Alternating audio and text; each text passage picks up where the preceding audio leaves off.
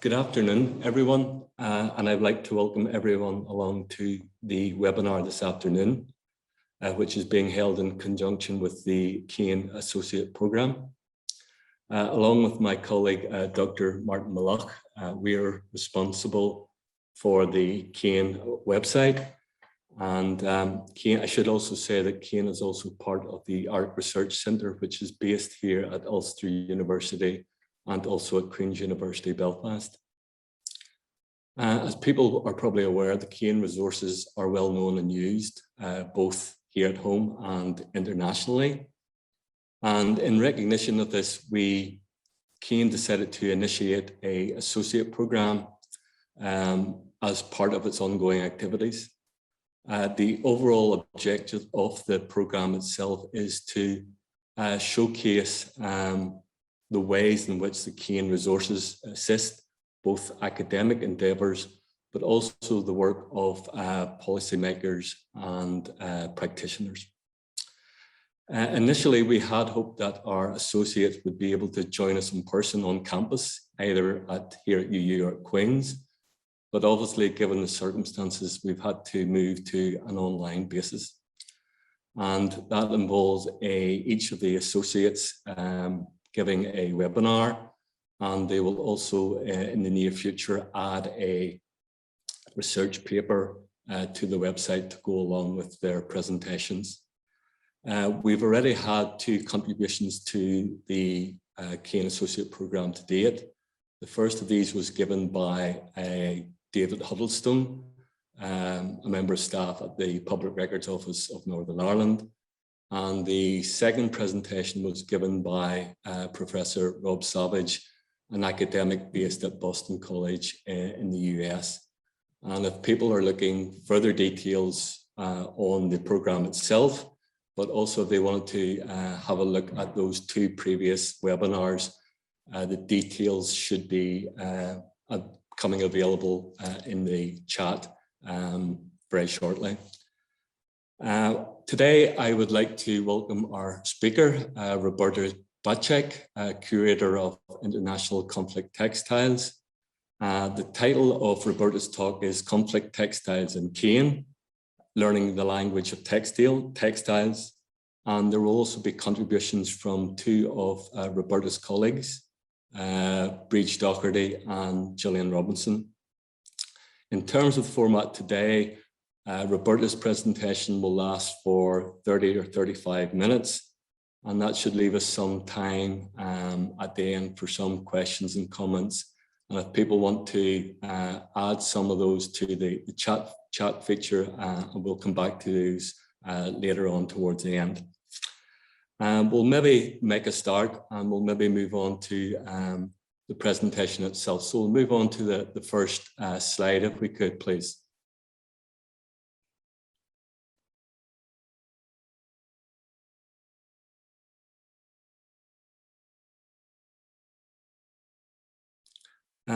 Roberta, could I maybe begin by asking you to summarise for people, for the audience, what Conflict Textiles is, and also probably more importantly, how it all began? Well, welcome to everybody. It's really very nice to be with all our colleagues, trying to go back into the past, bring it into the present, and think about the future. So Conflict Textiles started in 2007 when we planned a first exhibition in Derry that was across the whole city in 9 different public venues. And Brandon Humber thought we should try to document this experience because of the outreach in the element of Northern Ireland and transnational, and brought me to talk to Dr. Martin Malach and Brendan to see if we could put it all together. So that's how it started in 2008 with the exhibition. And we first had a static collection, and there we started to put our exhibitions, our activities. And because it's an archive, and I came just from London from an experience of archiving 100 years of War Resisters International. The idea was that anything we did should be archived. So the physical collection has 377 pieces that have been documented along the years. And we have an online archival repository, and it's an associated site on CAIN. And so we have been in collaboration since then. Now, what do? We do exhibitions, and each exhibition has associated activities. Up to date, we have done 215, and we do tours. We have prepared films now, especially in the times of COVID, to be able to keep the idea of the three-dimensional element of the textiles. We run workshops, we do participatory activities, but all that, what we do is a team building activity.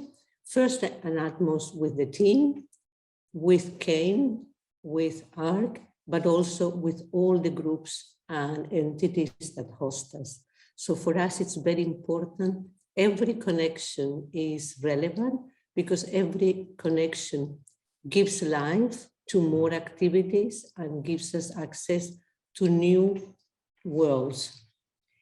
Now, part of the transnational network of individuals, groups, and organizations and projects use this network, and it's very important for us that when we can't go, that they can still be part of these materials.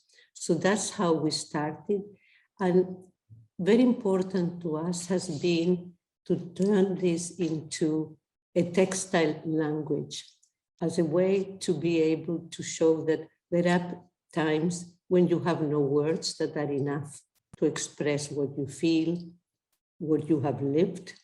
And so you resource to the needle and the textile that you hold in your hands and you touch, and by which you elaborate your story and you put your feelings. So I think that is a bit what we are. And we are somehow crossing different disciplines, and we cross different kinds of elements of society. Thanks, Roberta, for the introduction. We'll now go on and maybe look at a couple of examples. So could we move on to the next slide?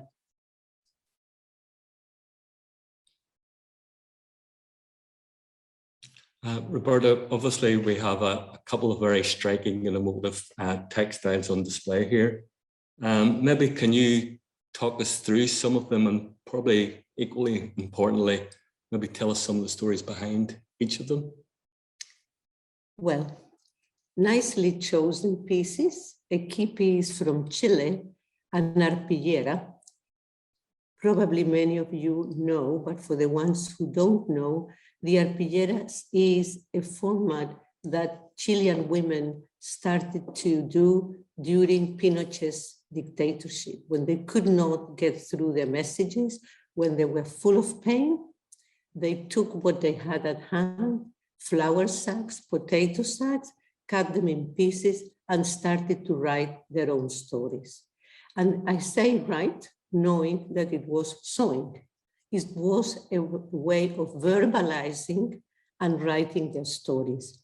If you look at the one we have on screen, it's a group of women asking themselves, where are the disappeared? So that is a key question. And that topic has been at the center of our archive, but I had already taken on board the topic of the disappeared since 1975 in Chile. So this arpillera that is like a small picture, if you imagine it's a flour sack cut in four, is supposed to depict a scene in the streets of Santiago de Chile. It has the sun, it has some clouds, and it shows you the tribunals, and where women are standing in front with, as a community together, asking where are our disappeared. Next to them, you can see the police car, and the police always surveilling and always trying to repress this language. So that is a bit the story that brought the arpilleras into the wider world as a way to denounce, to testify, and to resist what was going on.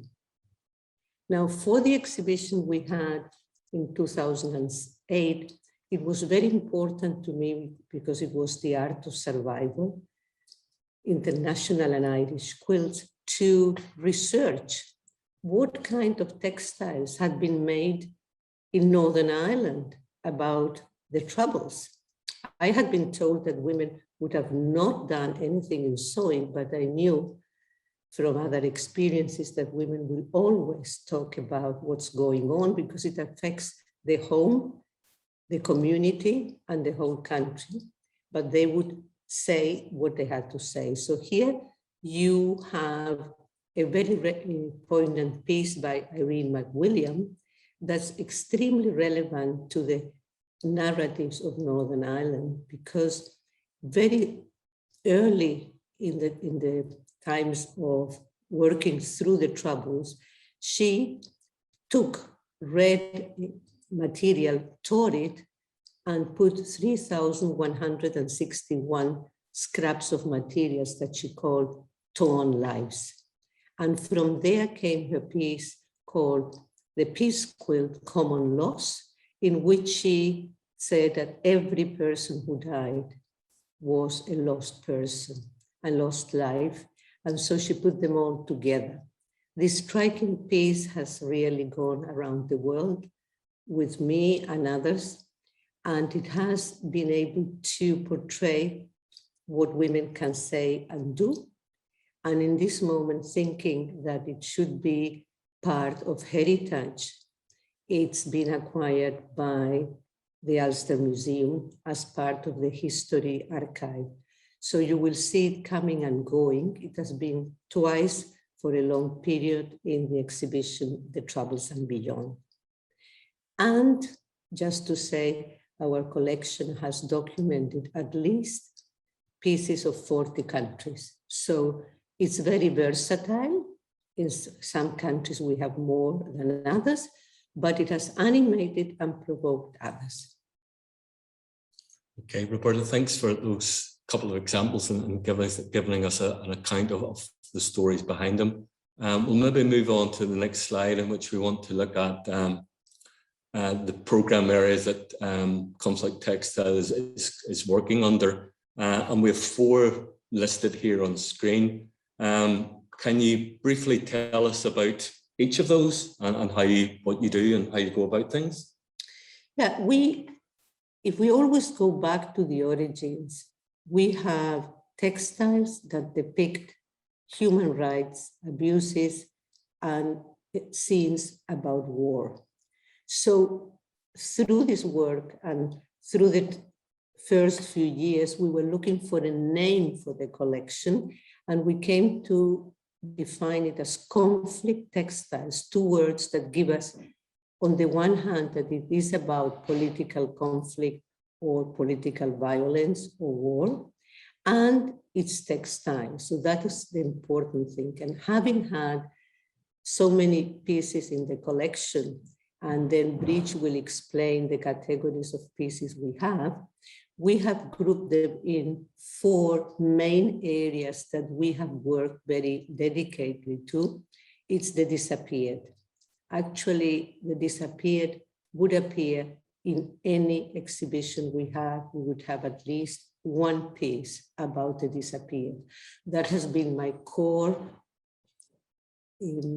subject over the years, to make aware the world that the disappeared are part of our lives and that people do not disappear. So we make them and bring them back to life, and we acknowledge the struggle of the relatives and community groups and societies that struggle for truth and justice when possible, and reparations. I do think there is no possibility of real reparations, because when you have one of your sons or a friend has disappeared, that will not happen again. but there is at least an acknowledgement. Over the years, we also have worked a lot with the topic of refugees, and Bridge would also refer to a present project in which we are working with refugees, around refugees, and about refugees, because we really would like also to honor the people who have survived. So if we are looking for the disappeared, we also want to be available to struggle and give quality life and do reparations where we can still save lives. So that is what we have been doing. So exhibitions, activities, workshops, and very live experiences in which we want to engage. The other topic that we have taken on board for the last 10 years is that almost every year for Holocaust Day on the 27th of January, we have had one program that refers to it. And this year, because we couldn't have it at the Lindenhall Library as planned, because new coronavirus started the very day we were to set up the exhibition, we immediately did a film in which we filmed all the pieces that were supposed to be at the Lindenhall Library. And we take human rights as the big subject in which we work not only about human rights violations, but we really want to engage in a culture of respect to human rights. So in this way, we have also worked with children's rights, and we have engaged in the way how we can contribute to a culture where human rights are less violated than now. Okay, Roberta, for now, thanks. I'm now going to turn to ask for a contribution from Gillian Robinson, Conflict Textile Associate. Gillian, I know you've been involved with Conflict Textiles now since 2008. So perhaps you could share with us how the online archive and the link to Ulster University has developed. Okay, hello. Can you see and hear me? Yes. Paula, can we have the next slide, please?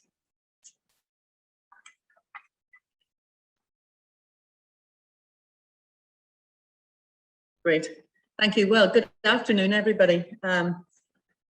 It's a real privilege for me to be part of this seminar today, or this webinar today, and thanks to Brendan for organising it. And of course, we're delighted that Roberta is one of the CAIN Associates, and it's very nice to have this webinar to celebrate that association with CAIN. I've worked with Ulster University for a long number of years, and although I'm now retired, I still have close associations, and I volunteer with Conflict Textiles. And I just wanted to say a few words about Conflict Textiles and the link and network that's developed with CAIN and with Ulster University. So as Roberta mentioned in her comments earlier, in 2008, the first exhibition from Conflict Textiles took place here in Derry, the Art of Survival exhibition. And at that stage, our colleague Brandon Hamber, I think, suggested we should document that as on the web. And Martin Malloch, the director of CAIN, did that and set up the basic website as an associated site on CAIN. And it has been a wonderful relationship ever since that has grown, continued and developed. And we're very grateful to Martin and Mike McCool, who's the computing officer, for all their work over the years in developing the online archive and repository. In 2014, CAIN led a project with INCOR and ARC, funded by Peace 3, called Accounts of Conflict. And in that project, we set about building an archive in the university that would hold stories, if you like, or accounts about personal experiences of the conflict. And those accounts could be in any form. At the start of the project, we were thinking more about oral testimonies, about chapters in books, and those sorts of things. But working with Roberta, we came to recognize that textile language is also something that needs to be recorded as an account of the conflict. So with that project, we were able to now include 10 textiles as part of that important archive. And that was a very important link with CAIN. Also, during that project, we were able to grow the digital repository into a searchable, fully searchable website. And Rach, my colleague Rach, will share the site with you in a few minutes. So we have a fairly advanced searchable site now developed, and it's unique in the world. There is no other country or no other collection that has such an archive, and it's one of the amazing things that we have, as Roberta said, 377 textiles, over 200 events, all of them interlinked and searchable. You can find who made each textile, you can find where each textile has been exhibited, and you can cross-reference between all the different things. So it's a really very unique site, and scholars, textile artists and so on around the world use the site to great effect. Leading on from that, then Roberta had the idea that we should try to bring together some of the people who were trying to advance this whole discipline of textiles as language of conflict. So in 2017, Ulster University of Magee was proud to host a colloquium, an international colloquium, that brought together some of the leading scholars and practitioners in that area. And so our links continued until last year. We have installed a permanent rotating exhibition here in the library at Magee. So the collection lives in the Northwest, is based in the Northwest, and particularly associated here with Ulster University. And that's all thanks to the work of my colleagues on CAIN in terms of developing the online repository and archive. That is so important to the total, to complement the physical collection that has been developed. So if people have any questions about that, they can come back to us in the question and answer later. Thanks, Brendan. Okay, thanks, Gillian. Obviously, you've mentioned there the importance, the centrality of, if you like, of the online archive to Conflict Textiles. So at this stage, I'd like to introduce Breach Doherty, who is Assistant Curator with Conflict Textiles. And Breach, we were hoping that you could show us something of the site in terms of the level of detail involved in the site, and how as a live archive, its content and pages are being constantly updated. Okay, thanks, Brendan. And what I will do, I'm going to share the screen here now and move straight into demonstrating the Conflict Textiles archive. So what I'm going to do, I'm going to bring you through these different areas of our website, and then I will come back and zone in on one event, as Roberta has already referred to, an event that's focused on refugees. So Roberta and Gillian have given you the overview of when it all started. So on our home page here, that really sets out what Conflict Textiles is about. Very much the focus on elements of conflict and human rights abuses. What it's comprised of, the RPR's quilt and wall hangings. And over here on the left, you can see our Twitter and our YouTube. And there's 22 videos on our YouTube playlist at the minute. If you scroll further down here, you will see just examples of some textiles. And you've already seen that one, the Peace Quilt Common Loss. So that's our home page. Moving on then to the About page. That tells you, as it says there, the story behind Conflict Textiles. And we also have the highlights of 2020. That was a new thing that we added last year. I suppose every year we're refining and adding and making it more, I suppose, user-friendly. So down at the very bottom, there is a video back from 2014, which that would already be on our YouTube channel at the minute. So then we move into, I suppose, what's for people outside of Conflict Textiles and outside of CAIN, the page that is used the most is the search page.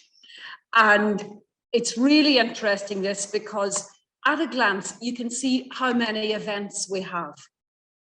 217 events, 163 of which are exhibitions.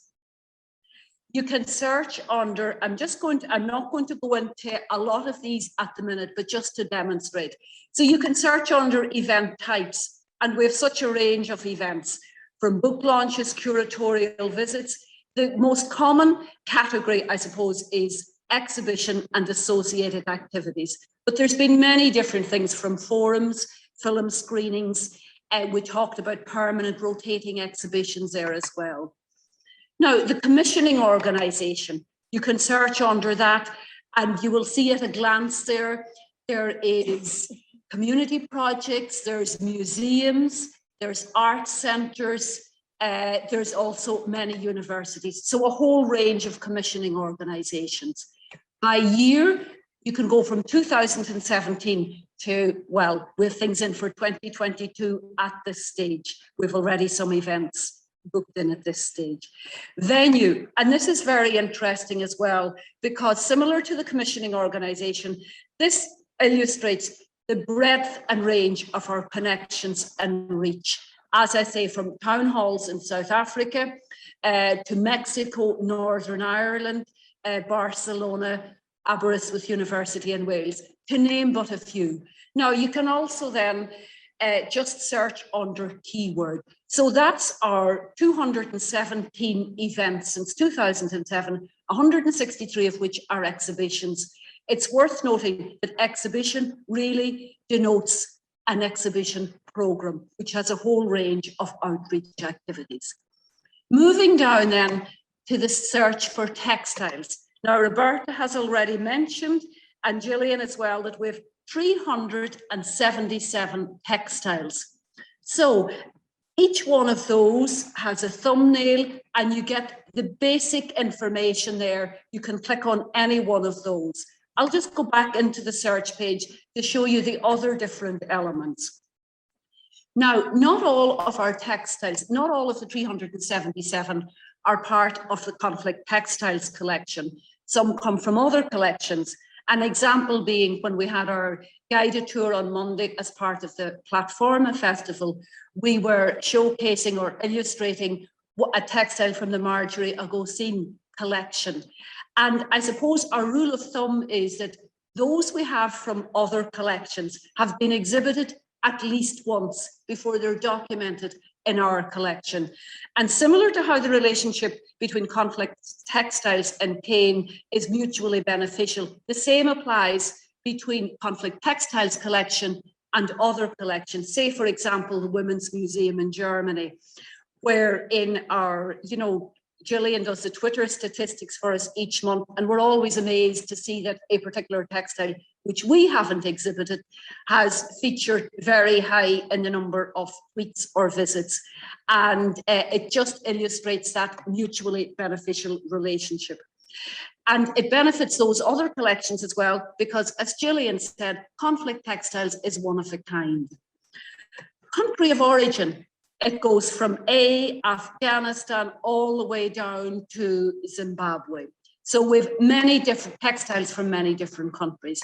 Now, type, I suppose the main types would be arpieras, and so most of them are arpieras. Then we have quilts, wall hangings, but there's a variety of others as well. And just down at the bottom here, we have memorabilia. We have a number of pieces memorabilia from different eras. Now, if you want to search the year, then you can. That's interesting to go into as well. 1905.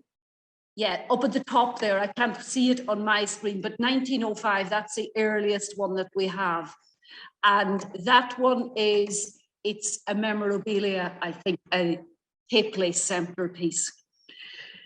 You can, under the name of maker there, and because I use this every day, a number of makers come up, from Ana Zlatkes, who is a Conflict Textile ambassador, down to, or from Argentina, to Aurora Ortiz from Chile, who is a long-time arpierista. Under keyword as well, you can search. So that just gives you a little bit of background on the Conflict Textiles search page itself. I'm moving slowly through this, but I will speed up. And Brendan, if you want me to give less information, please tell me so. Under textiles then, this just gives you the origins of our Pierras, their international journey. Scrolling down the page there, the Northern Ireland dimension, quilts and wall hangings. Gillian has already mentioned the accounts of the conflict project. The event page, little bit of background and description on what type of events. We've already talked about that. This works very well here where you have future events, and you will see there are ones that are in for 2022 from Mexico. This one is happening actually tomorrow. It is linked to War Resisters International. It's an online webinar. Our current events, and down into previous events. And under current events, this is today's webinar, which I'm just going to open because and that's, I suppose, illustrating that it's a live website. We're always adding to it. So here we see a piece by Irene McWilliam, pieced of, and the details of this webinar that we're now involved in. And I have added the presentation that we're doing. So that's available for people to look at afterwards. Okay, back up to the top then again. The links page, you can peruse this in your own time. That just really includes relevant organizations, research that has been done, relevant research, and other databases that people may be interested in. Finally, then, the contact page. It speaks for itself. Everybody who's involved in the team, Roberta, myself, Gillian, Deborah Stockdale, writer-in-residence, Kyra Reynolds, and Anna Zlatkis in Argentina, who we've already mentioned, and of course, Martin Mallow, who takes so many of our photographs. So that's a whistle-stop tour through the Conflict Textiles website. Now, what I want to go into, I'm going to go back to the search page. And as Roberta said, I'm going to look at one event that we did with refugees, one program to illustrate, again, the breadth and depth of the website. So we look at the year 2021. And I suppose the first thing that strikes us is 28 events. And it's only October. Moving down here, I'm not going to stop in any of these now until I get down to We Cannot Walk Alone, Refugee Week 2021. This was a series of online workshops on the theme of Refugee Week 2021, and the theme was We Cannot Walk Alone. So 6 online workshops facilitated by Deborah Stockdale, who you can see here, fabric artist, and she works with Conflict Textiles, facilitated by her and Roberta, where people were invited to reflect on the theme of Refugee Week and create an RPR doll. Over 160 people participated in this event, in this initiative, and Roberta and Deborah completed the banner. That was exhibited in 2 locations to date, in Flowerfield Arts Centre and also in the museum section of the Roe Valley Arts and Cultural Centre. So it's quite a big piece. And there I'm just scrolling down so you can see the detail of it. So that's the description section there, details the background, what the workshops were about, and where it's displayed. Now, illustrating the interconnections, the section of the page that I'm on now, that gives information on other initiatives that fed into Refugee Week, starting off with a workshop in Letterkenny hosted by Letterkenny Amnesty Group, Every Action Counts, making RPR dolls, to the transnational initiatives from Argentina, from Germany, from Catalonia, and other things that our colleagues in St. Roch would have been involved in. And obviously, and of course there, which I also referred to the other day, 6-minute film made by ARC, which was very much about illustrating the experiences of refugees through conflict textiles, bringing the data to life through conflict, through textiles language. Moving on down, then we see, yeah, there's other, I just moved too fast there. Yeah, so the commissioning organisation, the dates, the venues, and the outcome. It's always interesting to have that documented. Now, our document section in any event can be very substantial. Here, you see, this was all, I suppose, supporting documentation for the workshops, making templates for making an RPR at all, available in English and Arabic, from tights and from felt. Now, in other exhibitions, we also have those instructions available in Irish and in Arabic. Invitations, contributions then from Argentina, Germany, press releases, posters, and a photo gallery. And I'm not going to open this, but just to say that a photo gallery, that's just something that we've started adding in the last, I suppose, year. And it just gives, they obviously say a picture tells 1,000 words. So it's a nice way of documenting what happened in the workshops, what happened in the launch. And it's a great record to look back on and for future research. Textiles displayed, and any of these you can just click on, and I will in a moment now click on one of them. Now, while this wasn't an exhibition, but these textiles here would have fed into this initiative. And in the workshops, these would have been a good reference point and focus of animation for the workshop participants. I'm going to go into this one here. So I'm drilling down all the time. So I'm going to go into this textile now, The People Make the City, just to illustrate how a textile is documented and the different fields within this. This is People Make the City. And I know, Gillian, you referred to it the other day. It's a beautiful piece. It's an outcome of a series of exhibitions that were held in Liverpool in 2009 and 2010. So we see there the name of the textile, People Make the City, the makers, and if you click on this, you can see other pieces by these RPRistas. Country of origin, when it was produced, size, and that's obviously really important. If someone from a museum or another country or whatever is looking to have this piece, they know the size, and so therefore, you know, they can think about displaying it or whatever. The materials, and very much a lot of it's recycled fabrics. It's an RPR. So this is the section then that I can spend quite a bit of time on, honing down to maybe 200 words. There's a link to that exhibition following the thread. So this is basically the outcome piece of those exhibitions. It's Janet Wilkinson and Susan Beck's reflection on the series of workshops that participants took part in. It illustrates the diversity of workshop attendees and where they came from. I'm not going to go into it in any great detail. The owner, Conflict Textiles collection, if it belongs to another collection, we'll have that stated.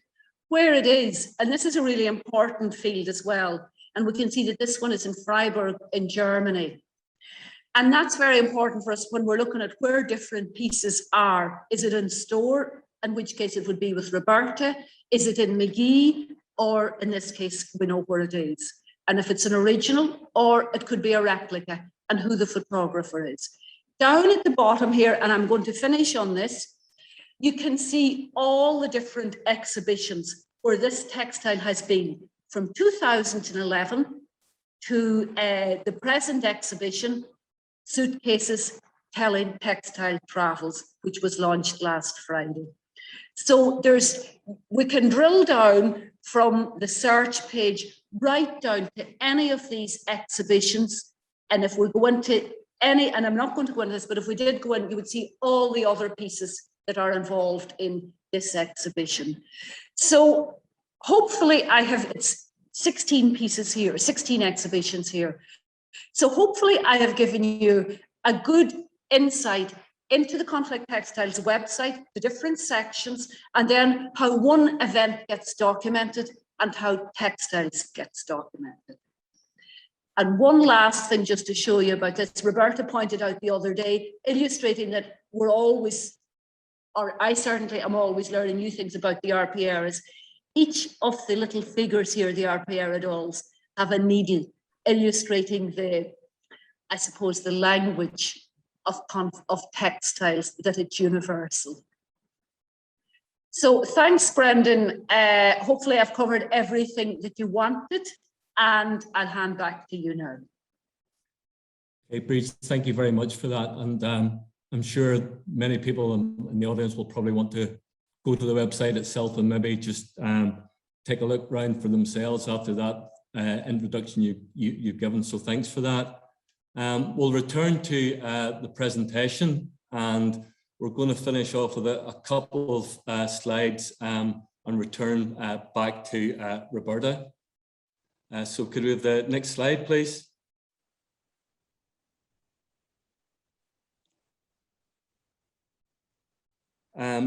Roberta, can we briefly give us a little, some details about what you see as, if you like, the mission of Conflict Textiles? Well, it's very difficult to summarize what our mission is, but make accessible and recognize the value of this way of speaking. Because in this world now, where there are so many things happening, where everything is so much in a hurry, the possibility of looking into reading and deciphering messages that come in a different way is very important. We have found that the textile element has been very relevant in the last few years, and it has come to a point in which we acknowledge this quotidian element of painstakingly embroidering and stitching our own truth and our own relevance of the experiences we live in the day-to-day. Many of these people would never give a testimony in the oral or in the written, because not only because they don't have access, it's because they leave it to the viewer, to the person who sees, to react and respond to what is there. Okay, thanks, Roberta. We'll move on to the final slide.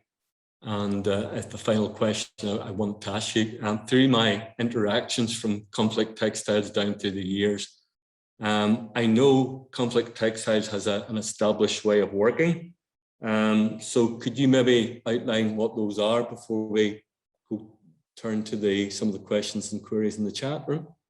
Yeah, I think one of the things that has been very relevant for us is to realize that for many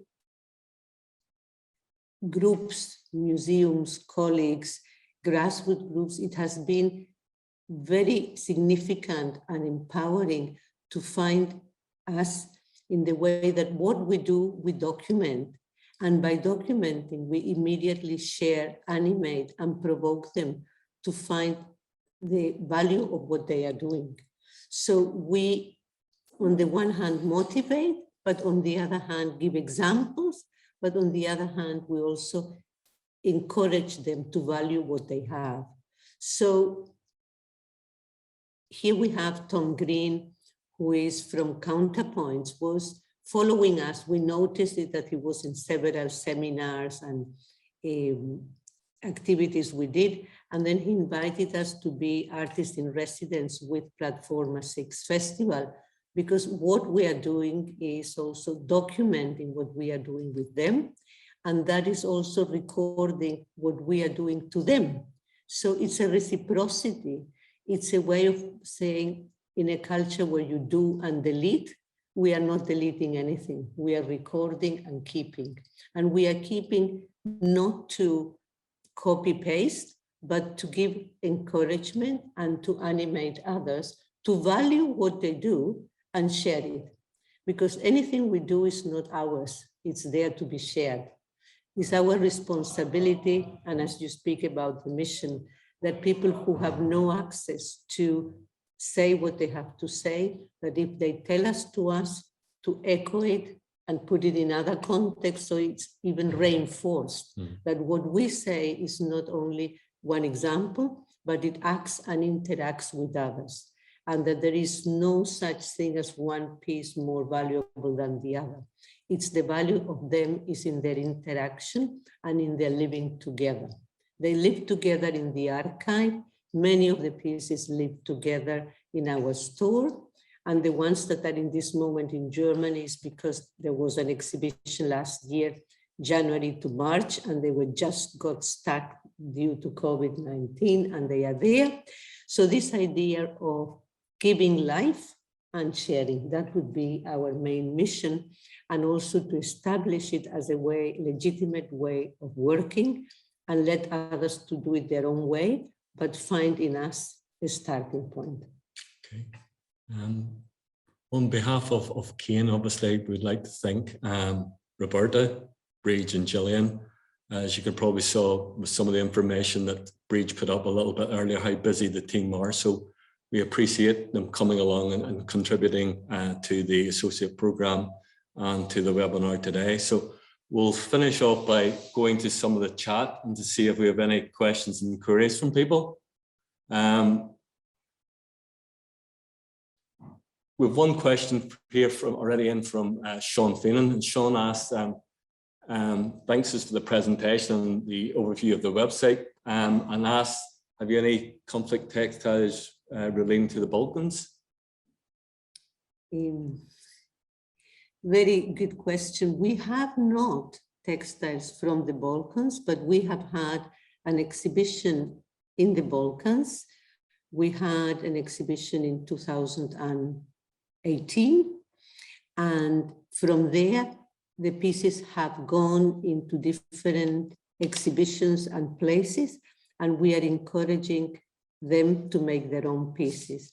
What has also been extremely powerful in the Balkans is that through this work, people have started to bring out objects, clothing that they had in their own archives and also in their own homes. So our connection has been directly with Documenta, and Documenta has put together different exhibitions in ex-refugee camps or in ex-torture centers in the Balkans.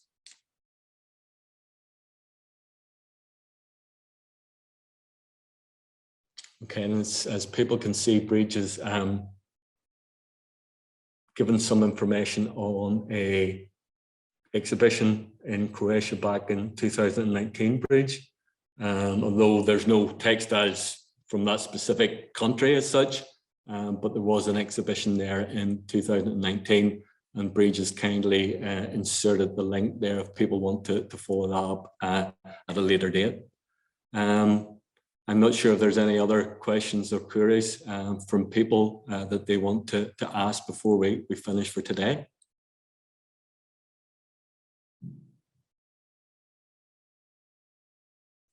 Okay.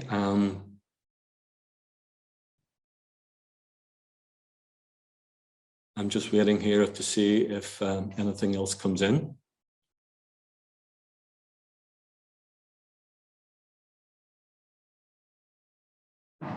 Thanks, Sean, for your question, and thanks obviously for sitting in the webinar. I hope you enjoyed the experience.